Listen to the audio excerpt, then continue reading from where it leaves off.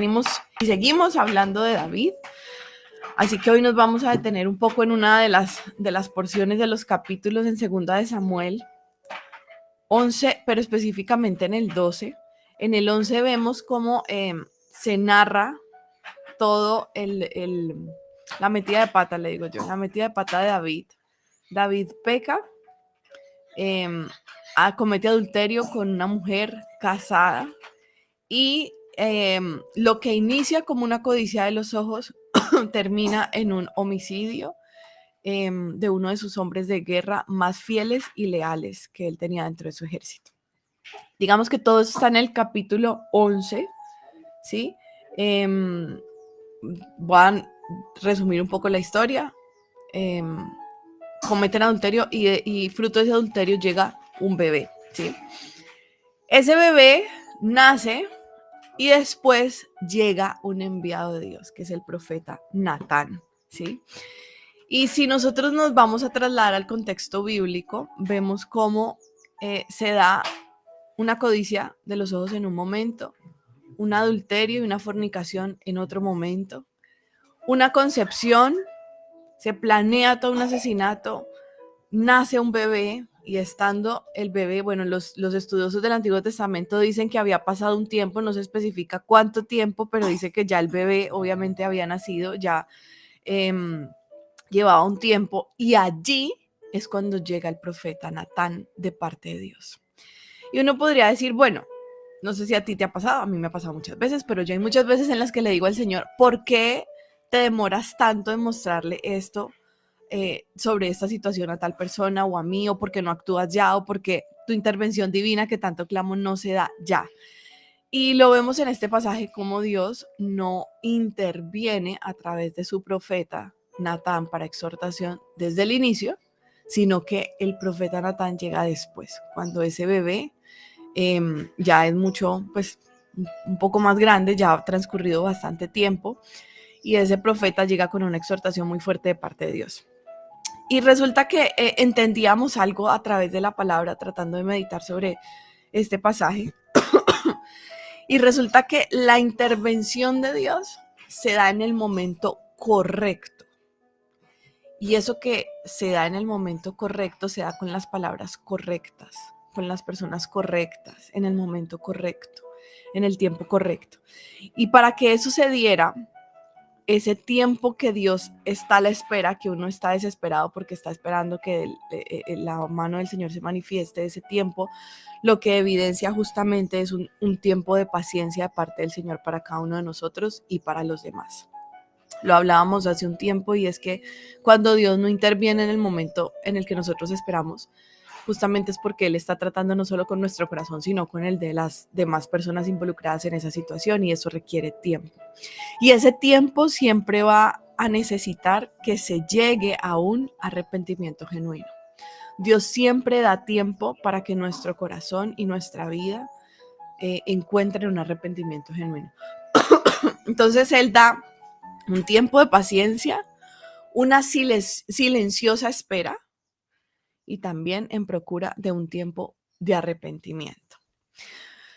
David finalmente, desde la codicia de los ojos, no hubo en ningún momento, en ninguno de esos espacios de tiempo, como un proceso de decir, yo tengo que parar, ya no puedo seguir avanzando en esto, tengo que detenerme, buscar a Dios, arrepentirme y mirar cómo puedo resolver esto a la manera de Dios. Él no hizo eso, sino que una tras otra, en sus fuerzas y guiado por su pecado, por las puertas que ya había abierto, pues las cosas se fueron complicando muchísimo más, hasta que termina en el desenlace que todos conocemos. Pero cuando nosotros entendemos, ya lo vamos a mirar en el versículo 10, cuando nosotros entendemos que tenemos un Dios que todo lo puede, todo lo conoce, está en todo lugar, entendemos que hay un Dios que nada se le escapa de su vista, y tu vida y la mía no se escapan de la vista del Señor. Y eso aplica para protegernos, pero también aplica para inspeccionar nuestro corazón. Entonces, eso que tal vez tú y yo en algún momento hemos buscado mantener en lo oculto, Dios está esperando y está hoy llamando a arrepentimiento. Porque ese pecado oculto, mientras permanece oculto, da derecho legal para que hayan consecuencias no solo sobre nuestras vidas, sino sobre la vida de nuestra descendencia. Y hay algo justamente en los versículos, 2 de Samuel 12, desde el versículo 10, vamos a leerlo desde el 10 y son del 10 al 14 son las consecuencias que Dios a través del profeta Natán le dice a David: te di tiempo, tuviste tiempo a arrepentirte, hoy te exhorto y las consecuencias son inevitables. A mí me parece maravilloso que el Señor, dice el capítulo 12, el Señor envió a Natán para que hablara con David. Y Natán utiliza una ilustración y le cuenta una historia. David reacciona obviamente en defensa de esa historia. Dice: es lo más injusto. Cuando el profeta Natán narra la historia, dice que sucede una gran injusticia en contra de un hombre necesitado que tenía una única oveja y que fue arrebatada de manera vil por otra persona que era completamente adinerada y tenía muchas ovejas, pero no quería usar sus ovejas, entonces le quitó la única oveja a ese hombre pobre. Y David vehementemente se levanta y dice: ese hombre merece la muerte. Y Natán le dice: ese hombre eres tú. Y es el primer baldado de agua fría que recibe David en medio de esta exhortación. Y en el versículo 10, miremos lo que dice. Desde el 9 dice: ¿por qué entonces despreciaste la palabra del Señor haciendo lo que me desagrada? Asesinaste a Urías elitita para apoderarte de su esposa, lo mataste con la espada de los amonitas. Versículo 10. Por eso, y aquí me tengo, toda obra tiene una consecuencia. Y dice: por eso la espada jamás se apartará de tu familia, pues me despreciaste al tomar la esposa de Urías elitita para hacerla tu mujer. Versículo 11. Pues bien, así dice el Señor: yo haré que el desastre que mereces surja de tu propia familia, y ante tus propios ojos tomaré a tus mujeres y se las daré a otro, el cual se acostará con ellas en pleno día. Lo que tú hiciste a escondidas, yo lo haré a plena luz a la vista de todo Israel. Y después viene el versículo 13. Dice David: he pecado contra el Señor, reconoció David ante Natán. El Señor ha perdonado ya tu pecado y no morirás, contestó Natán. Sin embargo, tu hijo sí morirá, pues con tus acciones has ofendido al Señor. Entonces vemos en estos capítulos cómo llega como consecuencia del pecado. Él advierte que su familia siempre estará en contienda, y lo vemos a lo largo de la historia, ¿sí? La familia de David tuvo innumerables contiendas con otros y entre ellos. Contiendas crueles y contiendas que nunca deberían ser contiendas de una familia, de un hombre que era conforme al corazón de Dios. Vemos también, me parece muy impresionante también lo que dice: lo que tú hiciste a escondidas, yo lo haré a plena luz a la vista de todo Israel. Y hay un momento en donde, hablando de ese pecado oculto, cuando Dios da espacio, cuando lo que nosotros llamamos la olla explotó, ¿sí? Cuando todo salió a la luz, que uno dice: que aquí, ¿qué pasó? Cuando la olla explota, Dios, antes de ese momento, siempre ha dado tiempo para que cada uno de nosotros busque arrepentimiento.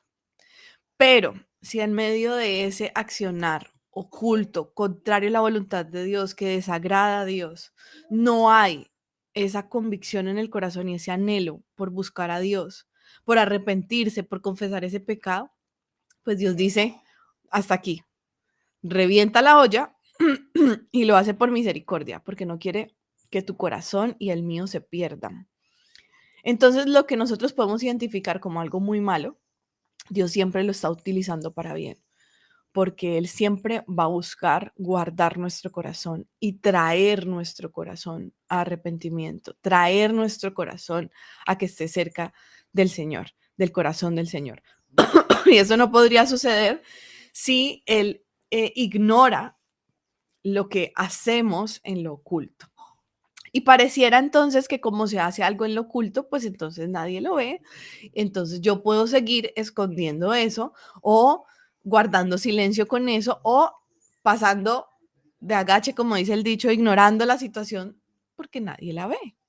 Pero resulta que hay un Dios que todo lo ve y hay un Dios que conoce todo de ti, aún en lo secreto. Y eso que tal vez guardamos en nuestro corazón, que nadie lo conoce, estoy hablando de cosas que solo el Señor y cada uno de nosotros sabe. Es momento, y que desagrada al Señor, es momento de que nosotros podamos confesarlo delante del altar. ¿Qué hubiera sido de David si David, en medio de la codicia de los ojos, logra detenerse? ¿Sí? ¿Qué pasa? em, ¿Qué pasa si, por ejemplo, un momento que aquí hay un mensaje técnico, pero no lo puedo resolver, ya mi esposo se va a encargar? ¿Qué pasa si en medio de la codicia de los ojos, David dice, aquí, tengo que parar? No hubiéramos llegado hasta este punto. ¿Qué pasa si en medio de la historia todo el tiempo tú, en medio de eso que estás ocultando, tú dices, yo tengo que parar? Señor, aquí estoy derramada delante de ti. Y miremos el versículo 13. David habla en este versículo 13, dice, he pecado contra el Señor, reconoció David ante Natán. Pero David, Natán ya le había tenido que cantar la tabla a David. David sabía que estaba haciendo algo mal. Pero la autoridad de Dios también opera con autoridades delegadas. Dios había entregado su autoridad a Natán y había enviado a Natán a que exhortara a David. Y hasta que esa exhortación llegó, entonces David reconoció su pecado. Y muchas veces Dios también actúa con nosotros así. Tiene que enviar personas en autoridad para decirnos, ven acá, esto no está bien. Ven acá, esto desagrada al Señor. Ven acá, ten cuidado con esto. Evita esto. Ojo con tal cosa. Entonces es importante que nosotros también escuchemos la voz del Señor y podamos descansar también en la fidelidad de Dios. Pero como lo veíamos hace algunas semanas, Dios es un Dios tan manso y tan tierno como un cordero, pero también tan feroz como un león. Y Él, cuando necesita guardar nuestro corazón, lo hace contra viento y marea. Y estas implicaciones que vemos desde el versículo 10, en donde dice, la espada jamás se apartará de tu familia. 1, 2, cuando dice que entregará todo lo que es de él y de su familia a otros. Y después dice que su hijo, ese bebé, sí moriría. Vemos cómo las acciones de David repercuten directamente sobre su familia y sus generaciones. ¿Esto qué significa? Que todo lo que tú y yo hagamos, bien o mal, va a tener implicaciones generacionales.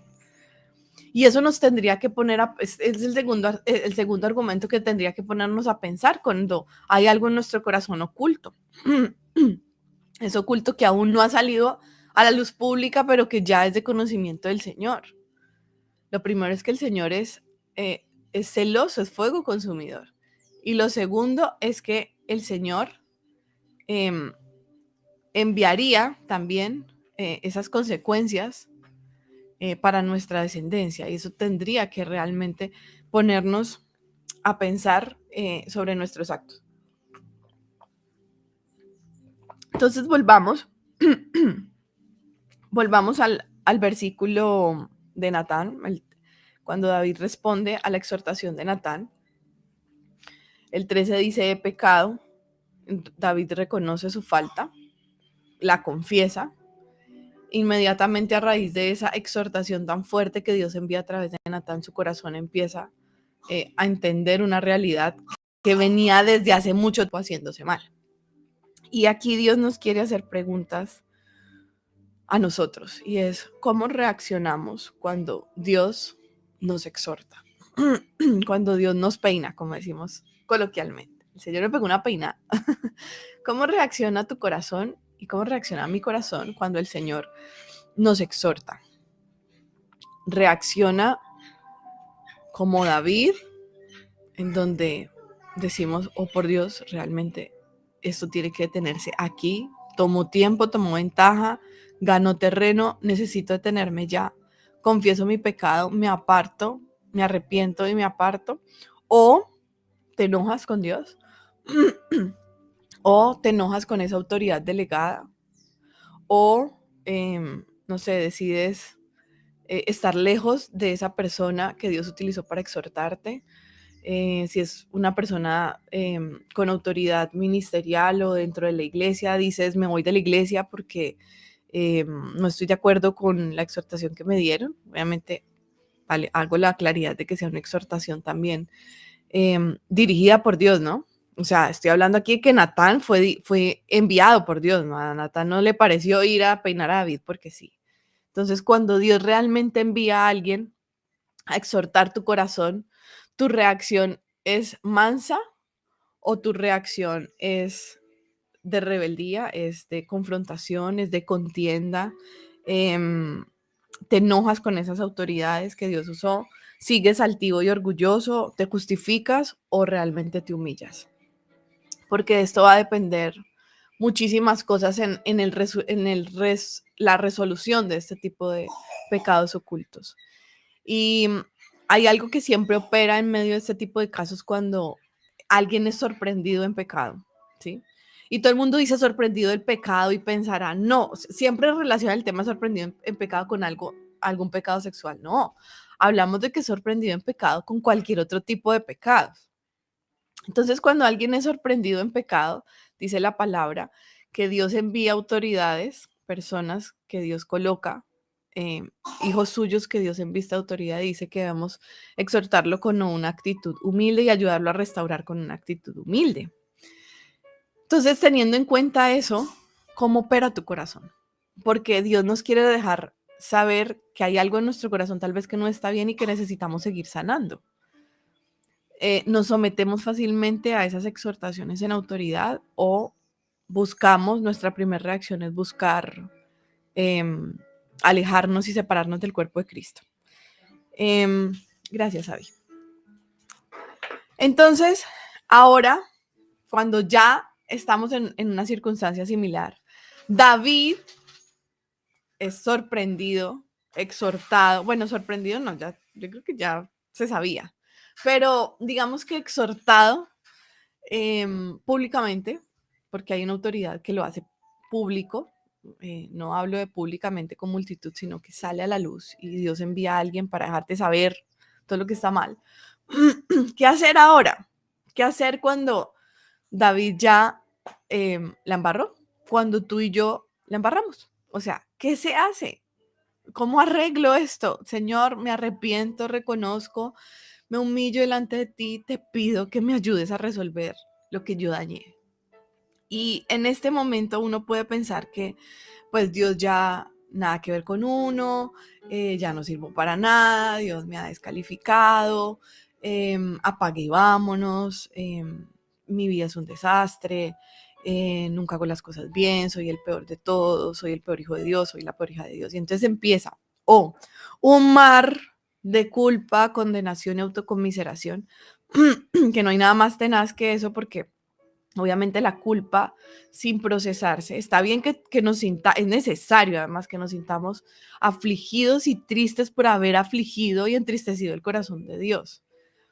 Hay una porción de la Biblia que dice, cuando el apóstol Pablo exhorta, dice, yo me alegro que se hayan entristecido como Dios entristece, porque la tristeza de Dios no produce muerte, sino que produce arrepentimiento. Entonces, cuando tú te das cuenta que tú le embarraste con Dios, obviamente tu corazón se tiene que afligir. Eso no es algo, si tú amas verdaderamente a Dios y tú te das cuenta que faltaste a Dios, que deshonraste su corazón, tú te tienes que sentir mal, tienes que sentir una tristeza, pero esa tristeza te tiene que conducir al arrepentimiento. Es algo que el Espíritu Santo usa porque Él es el que convence de pecado, de justicia y de juicio, pero eso que Él usa te lleva a arrepentimiento y te guía al perdón para que tú te levantes y rompas con esa cadena de pecado oculto, pecado oculto, pecado oculto. Entonces, ¿qué hago ahora que ya es tarde? ¿Qué hago ahora que ya la embarré? ¿Qué hago ahora que ya hay consecuencias sobre mi vida, incluso sobre la vida de otros? Lo primero, reconocer, confesar, humillarse y volver a buscar a Dios. Si vemos en la historia bíblica, David llegó hasta ese punto porque él dejó a un lado al Señor. Y esto ha pasado muchas veces o algunas veces en la vida de cada uno de nosotros. Hemos llegado a momentos donde nos damos cuenta que nuestra vida está atada a un pecado porque hemos dejado de lado al Señor. Y en esta serie de unidad, en una de las series pasadas, el Señor a través de nuestro pastor nos decía, vuélvanse al Señor, vuélvanse al Señor. Yo creo que en medio de todo esto que Dios teje como revelación para nosotros como iglesia, creo que Dios nos está haciendo un firme llamado al arrepentimiento. Y es tiempo de escudriñar nuestro corazón y decir, Dios, ¿qué pasa en mi corazón? ¿Cuál es el pecado oculto? Hoy es un día para preguntarle al Señor, Dios, ¿cuál es el pecado oculto? Y tú podrás decir, yo no he adulterado, yo no he robado, yo no he mentido. Y tal vez no estamos hablando solo de ese tipo de pecados, ¿sí?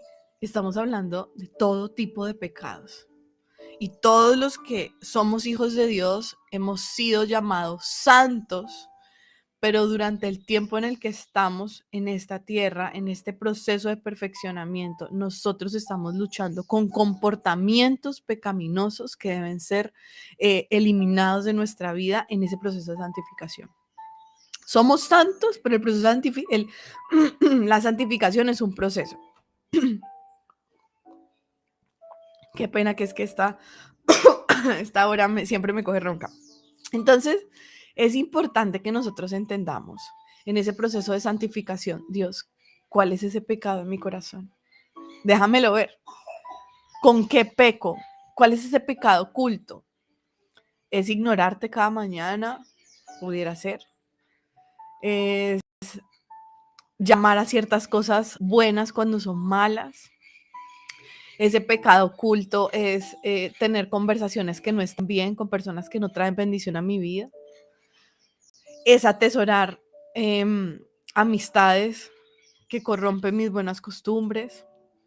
Es no buscarte con anhelo en el corazón. Es ese orgullo de no buscarte y no querer involucrarte en mi vida. O sea, tantos pecados, por Dios, que cada uno de nosotros puede batallar, identificar en lo íntimo del corazón, y el Espíritu Santo, si nosotros se lo preguntamos, no lo va a dejar saber. Porque ese pecado Dios nos está llamando hoy a cortarlo. Hoy nos está llamando el Señor a arrepentimiento. Entonces, ¿qué hacer cuando ya es tarde y he pecado? Reconocer, confesar, humillarme y volver a buscar al Señor, para que el Señor, en medio de su gracia y su misericordia, me ayude a levantarme. Y nosotros siempre vemos en medio de las consecuencias que llegan producto de nuestros pecados, vemos la misericordia de Dios, y lo podemos ver, por ejemplo, en el versículo, al final del versículo 13 y 14, dice, el Señor ha perdonado y ya tu pecado, el Señor ha perdonado ya tu pecado y no morirás. Sin embargo, tu hijo sí morirá. Hay consecuencias en medio de todo, en donde Dios dice, el peso y el pago por este pecado sería muerte completa, pero yo tengo misericordia, y por eso está Jesús en nuestras vidas, porque Él tiene misericordia de nosotros y pagó el precio de nuestros pecados. Pero ese sacrificio debemos honrarlo todos los días de nuestra vida. El sacrificio de Jesús debe ser honrado por nosotros todos los segundos de nuestras vidas. Y que el Señor siga colocando ese anhelo, esa convicción, pero también ese discernimiento para saber cuándo nos estamos conduciendo por donde no es.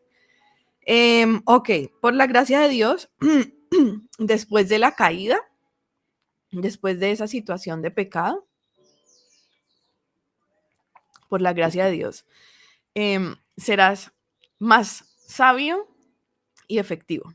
Ahora, hay gente que quiere ser sabia y efectiva a punta de golpes. No es lo ideal. Los hijos de Dios adquirimos sabiduría a través del temor del Señor. Pero no podemos desconocer que como finalmente Dios todo lo usa para bien, al final de cada prueba, de cada momento en donde Dios estalla la olla, como dice el dicho, tú vas a aprender una gran lección.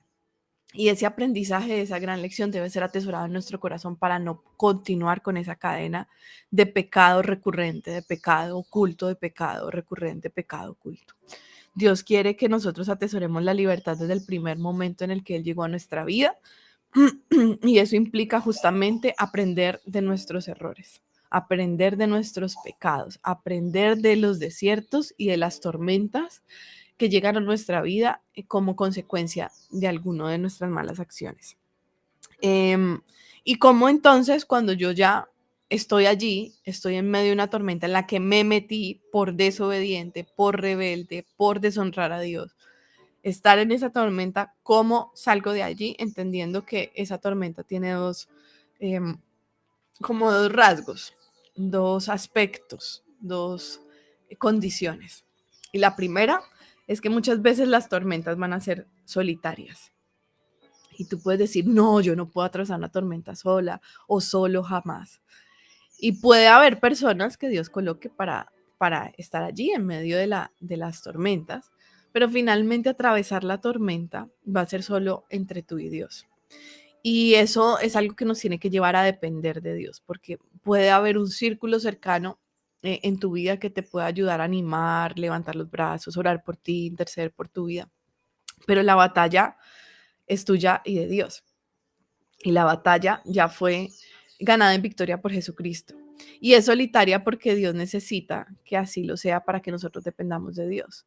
Hay batallas y torbellinos y tormentas y cosas en nuestras vidas en los que vamos a tener gente que nos apoye, como hay momentos donde no, donde muchas personas se pueden dar la espalda, en donde te vas a sentir completamente solo y está bien, es necesario.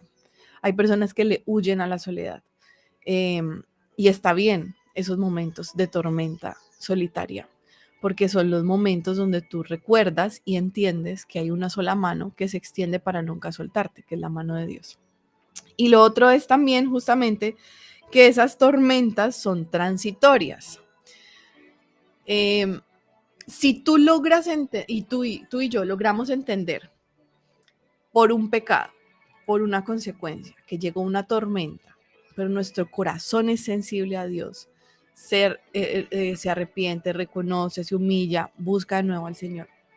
Entonces, esa tormenta realmente va a ser transitoria, porque yo salgo de esa tormenta después de ser procesada, disciplinada, exhortada, ¿sí?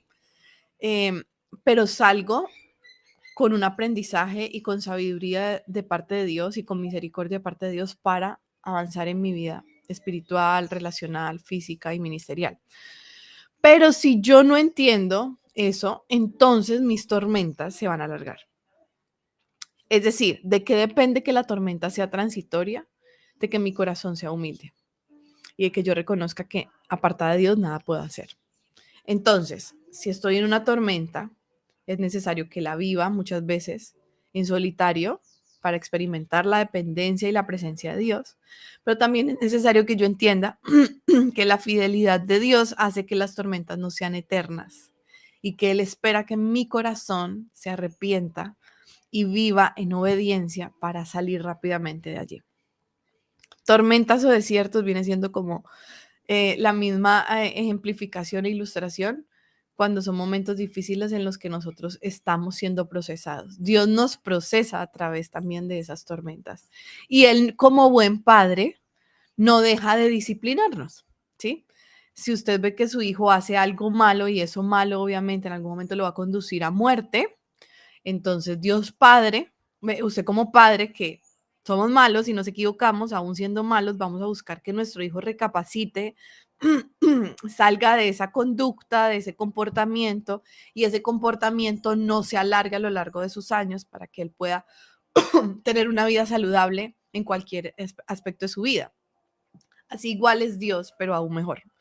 Entonces, si tú y yo nos equivocamos y tenemos una conducta orgullosa, arrogante y rebelde en algún aspecto de nuestra vida, Dios se va a encargar de hacérnoslo saber.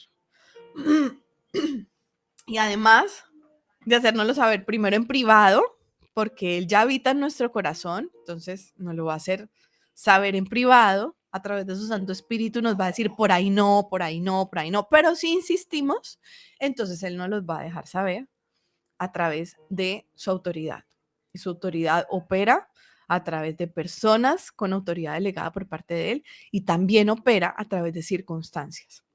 Entonces, esas consecuencias también se encargarán de enseñarnos a través de su disciplina cómo se hacen y cómo no se deben hacer las cosas. Pero todo esto lo hace por amor. Dice la palabra del Señor que Dios al que ama, disciplina. Y disciplina porque su mayor interés como padre es nuestro corazón. Nada le interesa más a Dios que tu corazón y el mío. Nada anhela más Dios que tu corazón y el mío. Nada quiere cuidar tanto Dios como tu corazón y el mío. Entonces, tu corazón y mi corazón, tu vida y mi vida deben ser cuidados y protegidos por la mano de un buen padre. Y ese buen padre a veces ejerce disciplina. Es necesaria, pero cuando ejerza disciplina, seamos conscientes de que nuestro corazón debe ser enseñable para, en medio de la tormenta, aprender y después de la tormenta no volver a entrar en otra tormenta igual, ¿sí? Porque ahí es donde yo creo que muchos nos estamos riendo en este momento. ¿Cuántas veces el Señor ya nos ha dicho una cosa y entonces seguimos en lo mismo? Entonces, hoy es un llamado al arrepentimiento, es un llamado a la exhortación en amor. Preguntémosle al Señor hoy a lo largo del día, Señor, ¿cuál es ese pecado oculto? Incluso puede ser un pecado que ni siquiera tú seas consciente. El rey David decía, límpiame de los pecados conscientes y de los inconscientes, ¿sí? O sea, de los que aún no tengo ni idea que estoy haciendo mal, Señor, muéstramelo. Pues hoy es un buen día para decirle, Señor, muéstrame qué estoy haciendo que está desagradando tu corazón y quiero volverme a ti. Por favor, dímelo, dímelo. Siempre es importante preguntarle al Señor y escudriñar nuestro corazón y inspeccionar nuestra vida, que Él sondee nuestros pensamientos y nuestro corazón para que nos muestre cómo ir por el camino correcto, por ese camino sin obstáculos que en su palabra Él nos dice que tiene diseñado para nosotros, que Él nos guiará por un camino sin obstáculos. Pero para caminar por un camino sin obstáculos debo tener mansedumbre para poder ser guiado. Entonces, bueno, esta es nuestra palabra de hoy. Si quieres conocer más sobre este contexto bíblico, recuerda 2 de Samuel capítulo 11 y capítulo 12, ¿sí? Ahí está, obviamente, toda la amplitud. Vemos al final cómo Dios también, cuando David se vuelve al Señor, como Dios, después de disciplinarlo, porque no evade la disciplina, después de disciplinarlo, entonces su corazón y su vida, pues finalmente haya misericordia, gracia y favor.